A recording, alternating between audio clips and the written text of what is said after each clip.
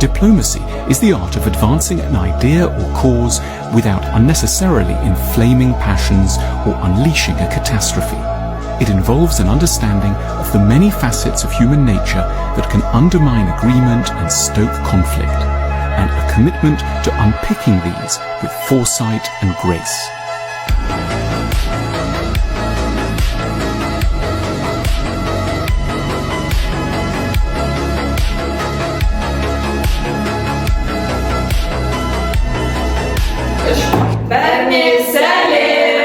Біз бүгін Мақсат Наракбаев университетінің бірінші курс студенттері болып жиналып, біз үшін өте бір ауқымды, өзекті тақырыпты талқыламақпыз. Және біздің талқылауымыздың мүшелері Айбекқызы Шұғыла, Дәулетқызы Айдана, мен Қуаныш Айым, Жұбан Айкүнім және бірінші курс студенті қаржы мамандығында оқитын Өтегенқызы Аружан. Біздің апашындегі бір бидай. Осылай ма екен? Байқағандарыңыздай, мен достарыма қашан маған әзілдеседі, алайда арамыздан жұмыс табатыныма мен сенімдімін. Негізі, Аржан айтқандай, ол өте өзекті мәселе. Халықаралық қатынастар мамандығы осы жұмысқа орналасу деңгейі бойынша қауіп қатері бар мамандықтардың бірі болып есептеледі. Бізді тіпті университеттің сайтында да жазылып тұр. Жұмыс табу жағынан, жұмыс табу бойынша қауіп қатері бар жалғыз мамандық ретінде университеттің сайтында жазылған. Менде өз тәжірибеммен бөлісіп кеткім келіп отыр. Яғни болашақ мамандығымды таңдамастан бұрын маған да ата-анам мүмкін ойланып көрерсің, әсіресе қыз болғандықтан кейін деген секілді өздерінің ұсыныстарын айтқан болармын. Мен де өзім туралы айтып кетейін. Тіпті осы универ қабырғасына келіп студент болып бастаған сәттен бастап, осы халықаралық қатынастар мамандығының мұғалімдері де осы жақта оқып қалай екен деп сұрайды. Сен жұмыс таба аласың ба дегенде біртүрлі күдік сезімін тудырады. Көбісінің қоятын сұрағы да осы: сен халықаралық қатынастар мамандығына кейін жұмыс таба аласың ба? Кейде біз не деп жауап береміз білмей қаламыз. Диплом аламыз, сосын көрейік. Осы біздің арамызда талапкерлерге, яғни 10-11 сыныптарға университетімізді таныстыратын ұйымның, яғни амбассадор ұйымының мүшесі Шұғыла бар. Шұғыла, осы сен талапкерлерге университетімді таныстырған кезде саған мамандығың туралы сұрақтар қойды ма осы? Өте көп сұрақтар. Сен оларға қалай жауап бересің? Көп адам түскісі келеді ғой? Абитуриенттер негізінде осы халықаралық қатынастар мамандығына деген қызығушылығы өте жоғары. Мен сол мамандықта оқығаннан кейін менің көбінесе жекеме дәл сондай сұрақтар қояды. Бұл мамандықта оқу қиын емес па деген сияқты. Мен бұл мамандыққа түскеннен кейін қиналып қалмаймын ба, кейін жұмыс таба аламын ба, сіз өзіңіз қалай ойлайсыз, нешінші курс оқисыз деген сияқты сұрақтар маған өте көп қойылады. Бұл жерде сабақтар қиын емес пе, түсу талаптары жоғары болғаннан кейін бұл мамандыққа оқу қиын шығар деген сияқты. Бұл әрине бұл мамандыққа деген абитуриенттердің, яғни талапкерлердің қызығушылығын, олардың талаптардың жоғары болғанына қарамастан сұраныстың жоғары екенін көрсетеді. Бірақ сұраныс жоғары болғанымен бәрібір де біздің университетімізде жұмысқа орналасу деңгейі бәрібір де төмен болып қала береді. Осы жылдан бастап бізде 2025-2026 жылдарға қарай жаңа талаптар шыққан болатын түсу бойынша, яғни бізде ұбт балдары, шекті балдары, ағылшын тілін растау сертификаттары бойынша шекті балдардың барлығы дәл осы мамандыққа көтеріліп жатыр. Яғни көрген бір барлығымыз бір кеп шулатып алып еді ғой, біз түскен жылдан қатты көтеріліп кеткен. Қандай еді бізде 120-дан жоғары болса, ұлттық бірыңғай тестілеуге бағып салатын еді. Ал биыл ол 35 болып кеткен. Тарихта болмаған нәрсе ғой. Тағы бір мәселеде айтқым келетіні, ақылы бөлімге түскісі келетін студенттер үшін бір кредит бағасының жыл сайын өсуі. Мысалға, былтырғы жылдары бір кредиттің бағасы 37.500 теңге болды. Ал биылдан бастап Аружанның мамандығына түсу үшін, яғни қаржы мамандығына түсу үшін 40.000 теңге болмақ. 45.000, тіпті 45.000 теңге. Ал халықаралық қатынастар мамандығына түсетін студенттер үшін 50.000 теңгеге дейін. Салыстырмалы түрде өте жоғары. Өте жоғары. Сонда барлығын қосып шыққанда бір оқушы осы бір мамандықты бітіру үшін 12 миллионнан астам ақшасын құрту керек. Бірақ та осының барлығынан бір риторикалық сұрақ туындайды. Ол сонда осы баланың құртқан ақшасының бәрі соңында жұмыс таба алғаннан ақталады ма деген сұрақ болады. Бұның барлығы жайдан жай емес, яғни бағанадан бері айтып өткен заттарымыздан байқағандарыңыздай, жұмысқа орналастыру коэффициенті біздің университетімізде 0-ге жуық болып келе жатыр. Яғни біздің университетіміз талаптарды дәл осы жағдайға байланысты өсіріп жатыр десек болады. Иә, бірақ біз ең үздіктердің қатарынан жатамыз ғой салада.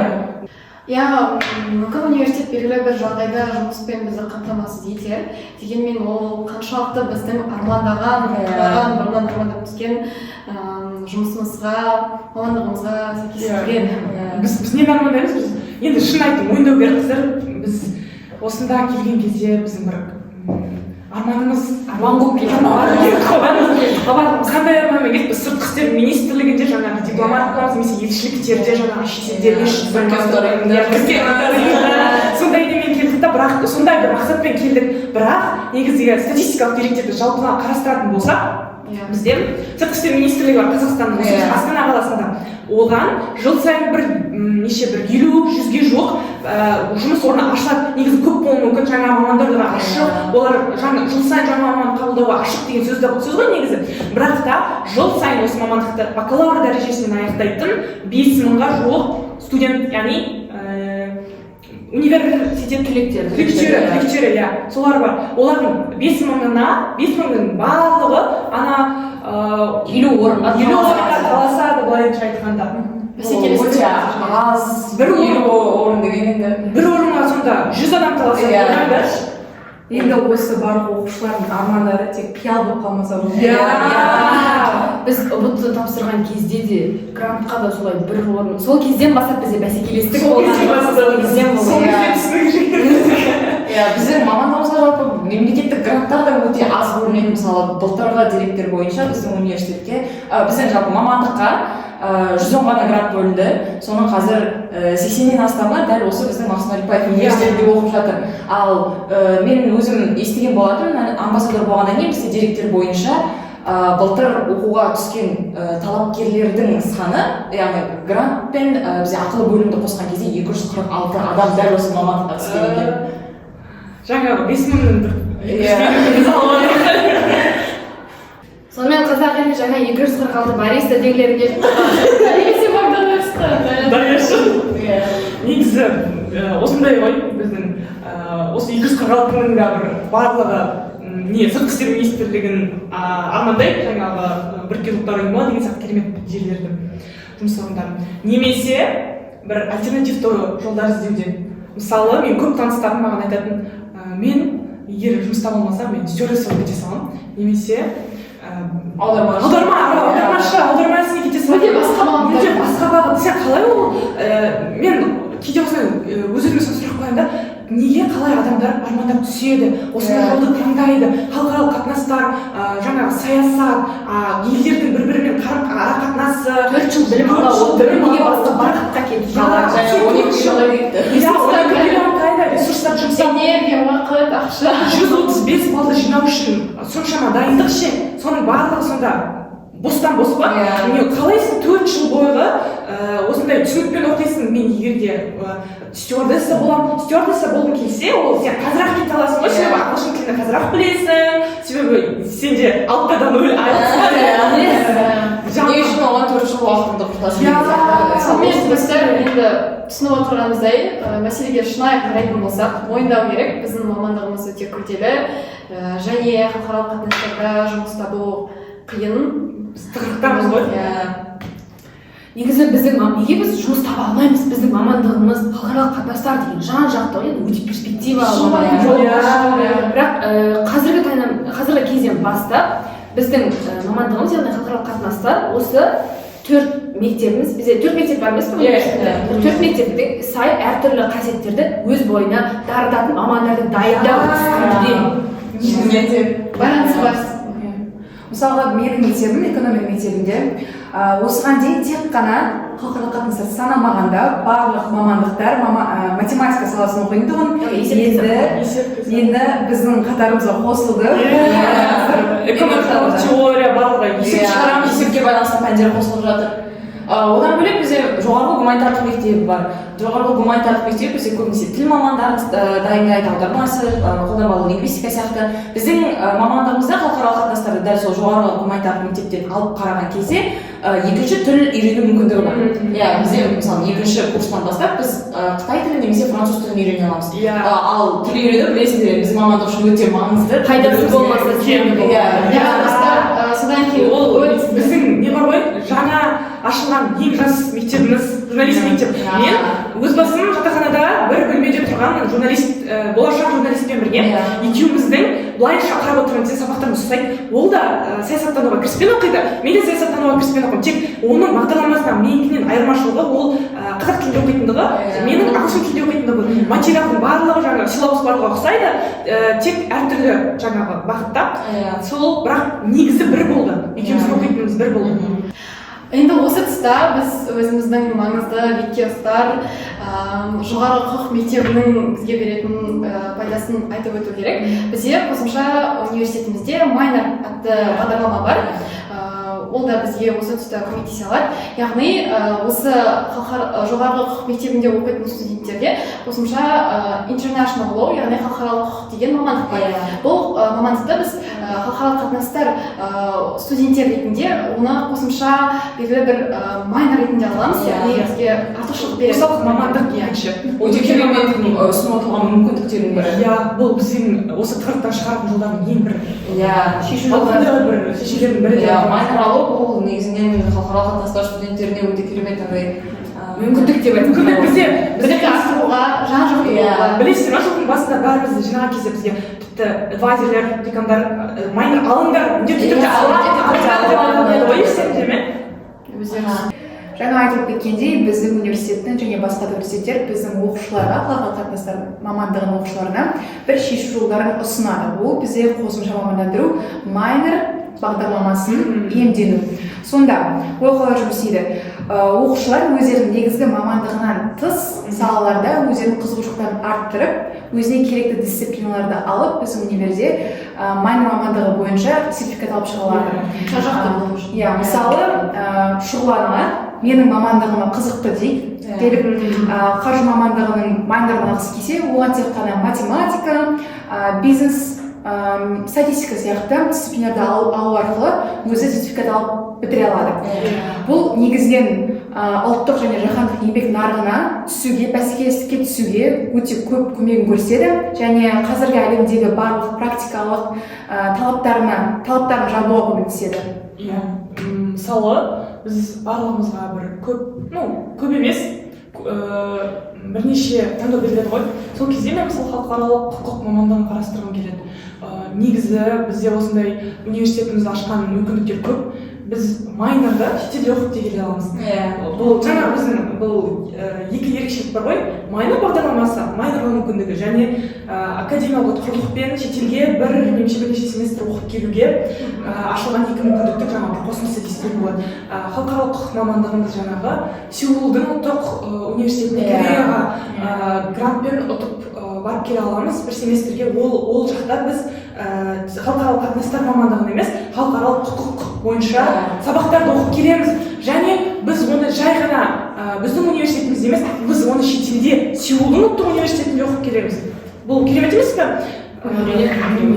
Иә, ол Сеулдың ұлттық университеті халықаралық құқық, бұл тек халықаралық құқық мүмкіндігі. Одан басқа да майнерларымыз бар, солар бойынша басқа мемлекеттерде оқып келуге. Халықаралық қатынастар мамандығы бар ғой, соның өзімен барып келуге болады. Өзімен барып келуге біз жаңағы Италия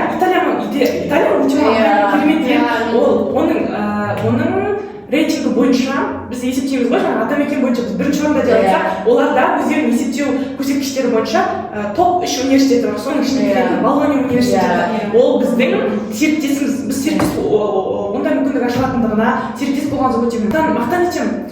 Болонья университетіне осындай топ 3-ке кіретін университетке халықаралық құқықпен немесе халықаралық қатынастардың өзімен де барып келіп академиялық құқық жасау болады. Бірақ та бір өкініштісі Кореяға Сеул университетіне тек 2 ғана грант, ал Болоньяға 4 ғана грант бөлінетіндігі. Бұл жақта да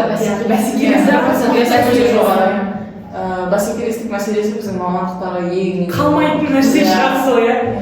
бірақ осы бәсекелестікті жеңу үшін біздің университетіміз бізге жаңа бір жолдар ашты деп айтсам болады. 2025-2026 оқу бағдарламасына жаңа өзгерістер енгізілген болатын. Ол қандай өзгерістер? Мысалға біздің менеджмент оқу бағдарламасында білім алатын студенттеріміз 3-ші курстан бастап арнайы бір бағытта, яғни өзі барғысы келетін талап бойынша тереңірек білім ала алады. Біздің де халықаралық қатынастар студенттеріне осындай бір керемет мүмкіндік туып тұр. Біз осы 3 мамандандыру бағыты бойынша білім ала аламыз. Ол қандай бағыттар десеңіздер, халықаралық бизнес бағыты, екіншісі ол халықаралық қатынастардағы дата аналитикасы, яғни ажым айтып кеткендей есеп қисаптармен де қосып халықаралық білім ала аламыз. Және үшіншісі ол қоғамдық және мемлекеттік қатынастар, яғни мемлекеттік секторға барам дейтін жандарға да сол сала бойынша тереңірек білім алуға болады. Яғни дәл осы заттардың барлығы біздің кейінгі универ бітіргеннен кейінгі жұмысқа тұруымызға былайша айтқан кезде сәл-пәл университет көмек. Жаңағы айтып өткен заттардан бөлек негізінен адамның өзінің осы салада тәжірибесін арттыру үшін тағылымдамалар өтсе болады. Мысалы мен өзім Telegram әлеуметтік желісінде өте көп отырамын. Сол жерде әртүрлі каналдарға кіргенмін. Сол жерден мен көбінесе қарайтыным осы тағылымдамалар жайлы, қосымша стипендиялық бағдарламалар жайлы.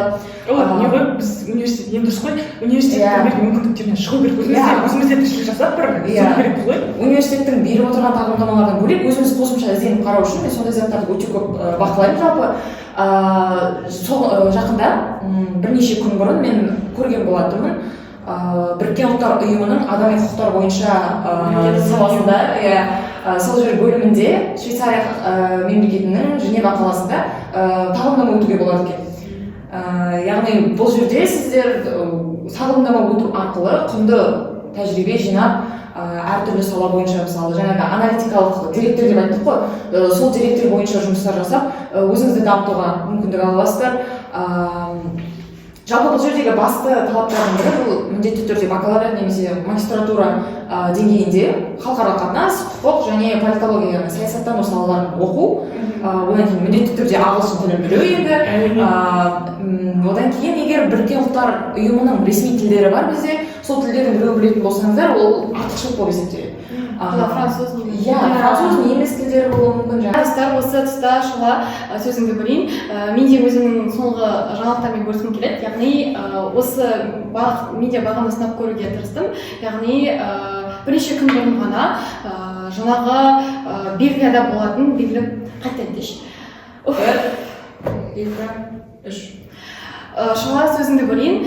Достар, мен де осы тұсты пайдаланып, өзімнің де тағылымдамалардан өту бойынша бағымды сынап көрген бірнеше күн бұрын ғана тапсырған жобамды сіздермен бөліскім келіп отыр.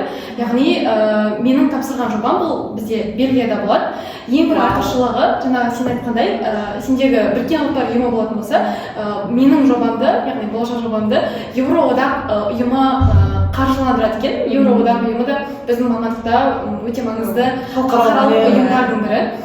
Яғни бұл жобаны сендерге түсіндіріп кетсем, бұл жобада талқыланатын тақырыптар сол Еуроодақтың айналасындағы әлеммен қатынасы, одан бөлек интеграция, көші-қон, демократия, одан бөлек адам құқықтары деген сияқты біздегі осы халықаралық қатынастарда нақты біз өтіп жатқан маңызды өзекті тақырыптарды қарастырады. Мен сол жобада белгілі бір профессорлардың, ғылыми докторлардың қасында ассистент ретінде жұмыс жасаймын. Сол арқылы терең зерттеулер жүргіземін. Бұл жақта керекті біздегі талаптар, ол әрине ағылшын тілі, сен атап өткендей. Одан қосымша белгілі бір деңгейде білім болды. Бізде бір семестрде жаңағы политология, яғни саясаттану мамандығын өттік. Сондықтан да бұл қосымша сол ретінде мен жаздым, яғни осы тұста менің белгілі бір жағдайда білімім бар деген секілді. Осындай талаптар болған болатын. Одан да бөлек бұл бағдарламаның енді сендерге артықшылығын айтып өтсем, бәсекеге қабілетті қылуға бұл бізге өте бір үлкен мүмкіндік. Өйткені ең біріншіден жаңа айтқандай менің әртүрлі халықаралық қатынастардағы маңызды тақырыптардағы білімім тереңірек болады. Өйткені ғылыми докторлармен жұмыс жасағаннан кейін олардың зерттеулері қосымша ретінде әрине енді менен басқа тапсырушы үміткерлер бар. Бірнеше адамға қарастырылған жоба. Әр елден келетін болғандықтан, яғни өз ортасының үздіктері, олармен нетворкинг құру мақсаты да маған нетворкинг құру мүмкіншілік береді. Сондай тағылымдамалардың арқасында біз негізі жаңа майнер академиялық құқтылықтан бөлек тағамдарды қарастыруды ұсынамыз. Осы арқылы біз белгілі бір деңгейде білімімізді тереңдетіп, одан сайын халықаралық қатынастарда жұмыс жоқ деген белгілі бір ойды азайтамыз. Айдана саған енді осы тағылымдаманы өтіп кетуіне сәттілік тілейміз. Үлкен мүмкіндік болмақ біз арзу. Сен осы тағылымдамаға өтініш беру арқылы өзіңнің бірнеше дағдыларыңды дамытып келесің. Жаңа біз айтып отырғандай, адами дағдылар да, кәсіби дағдылар да бұл біздің мамандық үшін өте маңызды ғой. Сен соның ішінде кәсіби дағдыларыңнан мысалы ағылшын тіліңді дамытып келе аласың, басқа тіл үйреніп келе аласың. Басқа адаммен ретінде. Ал адами дағдылар ретінде сен жаңағы нетворкинг, коммуникация, адамдармен байланысыңды дамытып келе аласың. Сондықтан саған сәттілік тілейміз. Түрде өтіп кет. Жаңа айтып кеткендей, осы халықаралық қатынастар мамандығында ең басты факторлардың бірі ол нетворкинг. Қазіргі заман талабына сай болу керек болғандықтан біздің өзіміздің мамандығымызда резюмеміз өте көптеген пункттарға бай болу керек. Және осыған мен қоса кететін нәрсе осы Астана қаласындағы Deep School филиалы. Инстаграмда. Ол көптеген оқушылар, студенттер осы клубтың мүшесі болып табылады. Және біздің де университеттің көптеген оқушылары мен таныстарым 3-4 курстың студенттері сол ұйымның мүшелері болып табылады. Негізінен ол мектептің ұйымдастыратын конференциялары, форумдары оқушыларға көп мүмкіндіктер ашады. Әр апта сайын әртүрлі елдерден елшілер келіп тұрады. Бұл жақта жалғыз тәжірибе алып қана қоймай, жаңа білім алып, тіпті нөлден бастап білім береді деп айтсам болады. Дипломатия саласында ешқандай негізі жоқ адамдарға кәдімгідей құрылысын салып негіздеп қалап береді. Бағана айтып өттік қой, біз абитуриенттер оқуға түспес бұрын мамандық туралы бәрін біледі. Осы Deep School'да бір осыған әсер ететін фактор болуы мүмкін. Бізге де тапсырып көру. Сонымен қатар біз енді ары қарай біз универ бітіргеннен кейін жолымызды қалай мансап құрамыз деген сұрақтарға көп жауап іздейміз ғой. Жалпы осыны жиналып отырғанымыздың мақсаты да сол ғой. Мен мысалы бастап сол әңгімені бастасақ, бір нақты шешімдерді қарастырсақ, бізде ғылыми мансап құруға болады. Мен өз басым бұл нәрсені зерттегенмін. Біздің халықаралық қатынастар негіздерінен беретін Айсұлу Мақтаева профессорымыз секілді сол кісіге барып сөйлескем. Ол кісі айтты, сізде кем дегенде, ол енді ағылшын тілінде түсіндірді, сізге кем дегенде бір магистратура және одан ары қарай біліміңіздің жалғасын болу керек. Ол тек қана бакалаврмен жалғаспайды. Терең білім керек, жоғары білім керек, докторантураға дейін бару керек негізі дұрысында дейді. Ол кісі біздің университетімізде жаңағы бірнеше сабақтардан сабақ береді, бірнеше дисциплинадан профессор. Ол жаһандану, қиырқабақ соғыстан береді, жаңа бізге биылдан бастап халықаралық қатынастар негіздерін үйретіп жатыр. Жалпы басқа да біздің профессорларымыздан ізденіп сұрап көрдім. Біздің тарихтан беретін сүйікті ағайымыз да ол да халықаралық қатынастардың зерттеген екен. Біздің Айдана біздің ағылшыннан беретін Асылхан ағай да Эдинбург университетінде Шотландияда халықаралық қатынастар бойынша бірнеше жоба жүргізген, және ол кісі де сол халықаралық қатынастар негізі осы халықаралық қатынастар бакалаврын аяқтаған кісі. Саласы сондай кеңірек. Саласы сондай кең. Біз университетте болатын болсақ, негізі көптеген профессорлардың осындай өзінің ресерч деп ағылшынша айтып жатамыз, сол жаңағы зерттеу жүргізетін өздерінің топтары бар. Оған мен қазірден бастап солардың біреуіне кіріп, сол үлкен университет жағасында жүрген кезде әлдеқашан мен жасап қойған бір ғылыми жұмысым болса, мен нұр үстіне нұр емес пе? Осындай сияқты қандай басқа альтернативті жолдар білесіздер? Мен айтсам, енді халықаралық қатынастардағы біздің классик бәріміз негізі көптеген тапсыратын талапкерлердің ең қалайтын мамандығы ол дипломатия мамандығы, немесе оны келіссөз департаменті деп айтады ресми тілде. Бұл мамандық енді түсінікті болу керек, яғни басқа елдермен келіссөз жүргізу арқылы. Одан бөлек жаңа айтқандай, біз әртүрлі саладағы қазіргі таңда болып жатқан маңызды мәселелерді қамтығаннан кейін бізде жаһандану саласының тағы бір үлкен мәселесі білетіндей ол терроризм. Елімізде сол терроризм саласында бір белгілі бір жағдайда маман иесі болуға болады. Алдын алу деген секілді бізде осы терроризмге қарсы бізде ұйым бар. Сол ұйымдардың мысалы басшысы Қазақстанның соның атынан өкілі белсенді қатысып өз жобаларымызда қалай бұл мәселемен күресу деген күресу шешімдерін ұсына аламыз. елімізде мысалы Ақтөбеде теракттар болып жатады. Бізде осы мәселелердің барлығын осындай бір маман керек. Әрбір департаменттен жаңа қазақстандық департаменттің мүшесі ретінде барып, осы Ақтөбе қаласындағы телеграм арқылы таңдаған тарап кеткен мәселе естерінде ме? Сол мәселені келіп анықтаған осы мамандар халықаралық қатынастардың мамандары ол сол мәселені анықтап, оны шешкен ол кісіні тауып, ол кісіні заңды түрде жазасын берген, сотқа тартқан. Сондықтан да бұны қарастырып көру керек, өйткені неге біз қазіргі таңнан бастап журналистиканы тереңнен біліп жатырмыз. Қалай басталды, ол тамыры қалай алды, басқа елдермен оны қалай шешті деген секілді тәжірибе алмасу мақсатында сол маман иесі атана аламыз.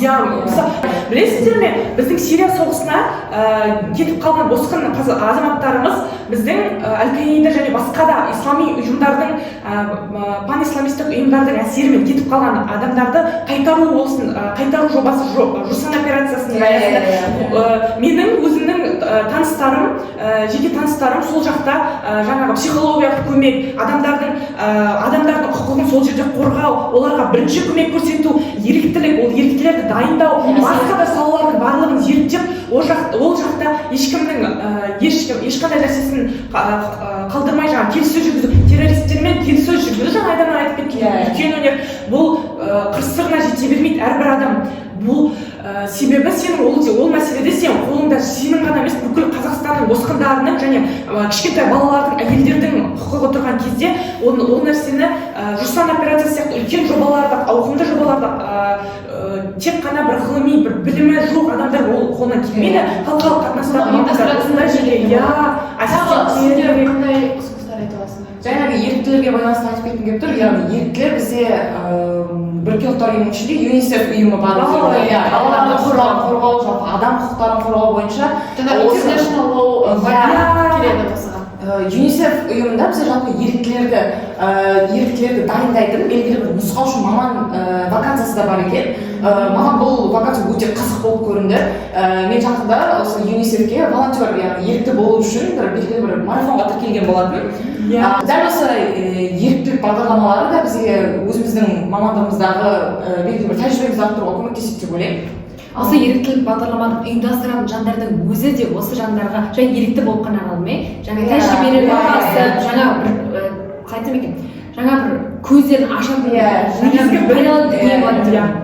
Осы тұста мен бала құқықтары туралы айтқым келеді. ЮНИСЕФ деп айтып кеттік қой. Сол бала құқықтарына жауап беретін логистика дегеніміз тасымал ғана емес, жолға жауап беретін жаңағы ол байланыс құру деген секілді. Осы тұста мен бала құқықтары туралы айтқым келіп тұр. Әсіресе бұны біз логистика айтамыз. Логистика дегенде біздің көңілімізге бірінші жол, тасымал ғана инфраструктура келеді ғой. Транспорт. Ал бұл жерде логистика дегеніміз ол стратегияларды құру, осы балалардың құқықтарын қорғау жөнінде сол ережелердің сақталуы, нормалардың қойылуы, актілерге қол қойылуы және осы қоғамдағы осы жағдайлардың барлығын ретке келтіріп қадағалау. Сандық деректерді тізіп қоятын. Ол сандық деректер, тек қана сандық деректер емес, оның ар жағында ішінде есептейтін нәрселер бар. Біз жаңа айтып кеттік қой, 3 мамандандыруға бөлінеді халықаралық дата анализ деген. Осы бір бағыт, осы логистика саласына кетеді. Және бір тағы айтқым келетіні ол саяси стратег деп айтсақ болады, кеңес беруші деп айтсақ болады. Бұл жаңағы біз айтқан government relations, яғни мекемелік, қоғамдық. Мысалы біз BI Group компанияға осы үлкен компаниялар бізге жұмысқа, стажировкаға мысалға тастайды ғой, осы студенттер жинап жатырмыз, 3-4 курстың студенттері деген секілді. Осындай студенттер іздеп салып жатқан кезде халықаралық қатынастар мамандығының студенттерден бей-жай қалмауы керек. Яғни соларға бара аламыз, иә? Бара аламыз, әрине. Қалай бара аламыз? Не істей аламыз ол жақта біз? Жаңағы айтып кеткендей стратегиялық жоспарларды құру, яғни бір жерге үй салатын болса, сол үйдің саяси документтерін, құжаттарының барлығын реттеуі, сол саяси, біз айтып кеткен майнер бар жаңағы саласындағы білімімізбен сол компанияның саяси мүшесі бола аламыз. Әрине. Университетіміз көп мүмкіндік ашып тек қана заң қорғау айтып жатыр. Тек қана қатысы менің мамандығыма да бар, мысалы нарықтық сарапшы деген. Осыған ол не істейді? Мысалға біздің Қазақстаннан шығып жатқан бір өнім бар дедік. оны басқа елдерге таратып бір арасында халықаралық қатынастар құруды. Осындай мамандықтар вакансиялар ашылып жатыр қазір. Қазір Трамптың жаңадан сыртқы саясатқа қойған шектеулері экономикаға да әсер етіп жатыр. Сыртқы саясаттан жаңағы 105%-дан 103% сонда көтеріліп, сондай қосымша процентін төлеу арқылы ғана ол ақш-қа тауар кіргізе алады. Енді біз Қазақстан ақш-қа тауар кіргізеді деп айта алмаймыз, бірақ та біз неге Қазақстанмен шектелу керекпіз? Біз шетелге де соңында біз негізі жаңа мамандығымызды жалпы әлем бойынша қарастырып жатырық. Менде тағы бір қосымша ұсыныс жұмыс орны бар. Яғни мысалы ретінде ол заң шығарушы органның әкімшілігінің аналитигі. Мысалы былай деп, бұл жақтағы артықшылығы саладан айырмашылығы ретінде мысалы біз Астана қаласындағы сол аналитик болып жұмыс жасайтын болсақ, Астана қаласына байланысты бір мысалы көшелерге байланысты бір заң шығару мүмкін. Сол жақта сарапшы ретінде өз идеямызды ұсынып, бар білімімізбен осы 4 жыл оқыған университетімізде алған білімімізді қолдана отырып, сол жақта белгілі бір маман иесі бола аламыз. Яғни бұның артықшылығы тек Астана қаласы емес, сен өз қалаңда да болуы мүмкін. Кейбір түлектер бар, мүмкін олар өз қаласында жаңа осы жергілікті жұмыстарға байланысты бізде әртүрлі халықаралық мекемелер бар. Сол мекемелердің Қазақстанда әртүрлі филиалдары да бар ғой. Сол филиалдардың бас кеңсесімен біздің Қазақстанда міндетті түрде байланыс болады. Сол жерлерде бізде мысалы жоба жасайтын менеджерлер жетіспейді екен. Біздің халықаралық қатынастар мамандығы көшбасшылықты да талап ететін болады. Міндетті түрде осы менеджмент саласында көру керек деп ойлаймын. Ол мекемелерде дейтін, олардың мекемелерде жай ғана сырттан келген мамандар жұмыс істей алмайды деп, Қазақстанның ішкі нарығының жаңағы тек қана халықтың тауар шығаратын тауардың қазақ халқының, қазақ тұтынушының қалай оны қабылдайтындығын барлығын білетін бір қазақ маман керек екендігі ол шын. Сонымен қорытындыға келе біз бұл мамандықтың қаншалықты қиын екенін, жұмыс табудың қиын екенін біз жоққа шығармаймыз, оны мойындаймыз. Бірақ дегенмен айтып кеткендей, біз әрқашан ізденісте болуымыз керек. Әртүрлі тағылымдамаларды, белгілі бір мысалы байланыс орнату деген беріліп тұрған мүмкіндіктердің бәрін қарастыра алуымыз керек. Бұл мамандық әрине кез келген адамға сай келе бермейді. Сондықтан да біз өзімізді адам ретінде дамытып, соған сай болып жан-жақты әрекет етуіміз керек. Тек білім ғана жеткіліксіз, бұл жерде практикалық жағынан да қарастыруымыз өте маңызды. Бұл жерде басты дамуды тоқтатпау керек, әрдайым ізденісте болу керек. Табандылық пен қайсар еңбектің арқасында біз үлкен нәтижелерге қол жеткіземіз. Біз мына жақта өте көп ұсыныстар айтып өттік, бірнеше тағылымдамаларды ұсындық, бірнеше вакансияларды атап өттік. Солардың барлығымен шектеліп қалмай, одан да басқа заттар іздеуге болады. Бізде жалпы негізі берілген мүмкіндіктер өте көп. Біз жай ғана соларға көп мән бере қоймаймыз, біз іздемейміз. Осының барлығын іздейтін болсақ, біз шынайы маман болып шыға аламыз, және осы бәсекеге қабілетті болудың арқасында біз өзіміздің саламызда кейін жүргенде бәрібір жұмыс дамытамыз.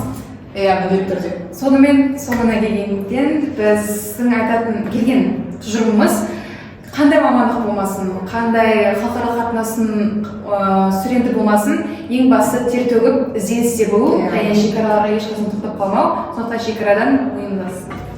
Таптауындар бұзайық. Таптауындарыңды бұзам, шекарадан асан